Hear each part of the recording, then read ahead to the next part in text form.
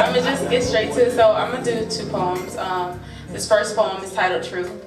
And it's just basically being honest with all that you've gone through, all the hurt and all the pain. And so, yeah. They say the truth will set you free. Now I haven't been lying, but the whole truth I haven't been telling. Hidden underneath surface and no one can see, not even myself can remember what was underneath, so God placed a mirror before me. And he tells me this mirror tells the truth and nothing but the truth, so look closely.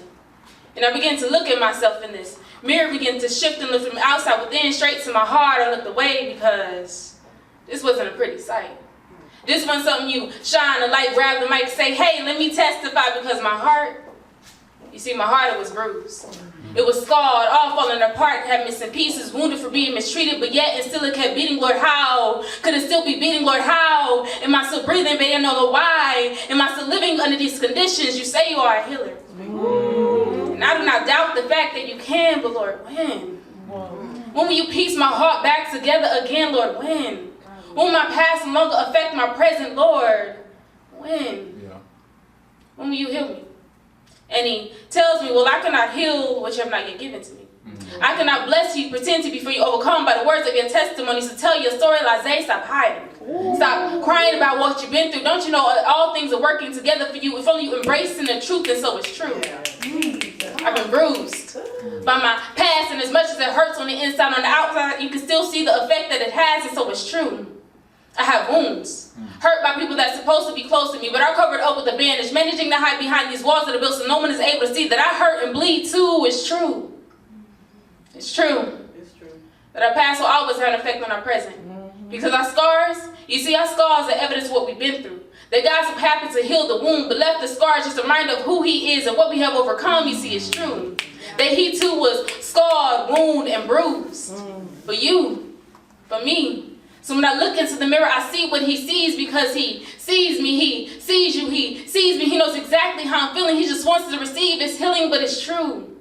That the healing has to first start with me and you is true. That we first tell ourselves the truth. If we just take that one step, then he'll take 2. It's true that the truth will set you free. But you only as free as a secret you keep, so if a mirror's placed before you, tell him, what all do you see? Thank you. Woo! So this next poem is titled He Loves Me.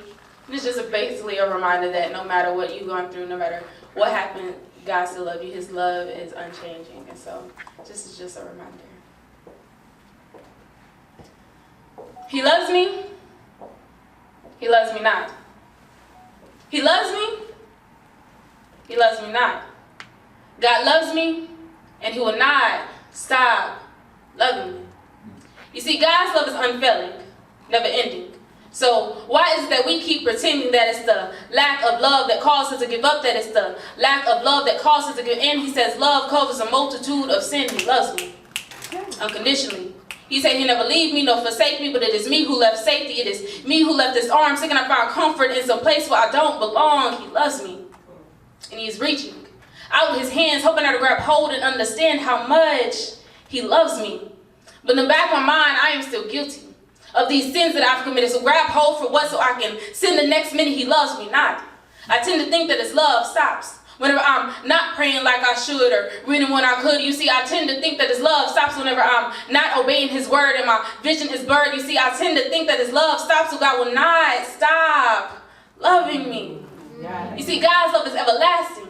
It goes beyond human capability. My mentality, I tend to compare. An omnipresent God who claims to be there, you see, I tend to compare this love to a God who promised never give up to people, gives up daily. So we're back to the example he gave me, John 3:16, that he loved me so much that he gave his only begotten son to save me. I've forgotten what Jesus did on Calvary. You see, he loves me far beyond human ability. So I have no room for self-pity. I have no room to pity myself because someone have left. I have no room to backslide and hide the scars I left behind, because those scars will remind me of a God who loves me so much that he did not leave me in sin, but decided to die and raise again. No greater love than this, and a man will lay down his life for a friend. You see, he calls me friend even when I betrayed him. He calls me daughter even though I acknowledge him as my father. What kind of love is this, that he chooses to take nails in his hands and die as me on that cross? A soul that was lost looking for something that they already have, but it's love that draw me back. It's love that kept me. It's love that helped me. It's love that saved me. It's love that gave me understanding that nothing can separate us from his love.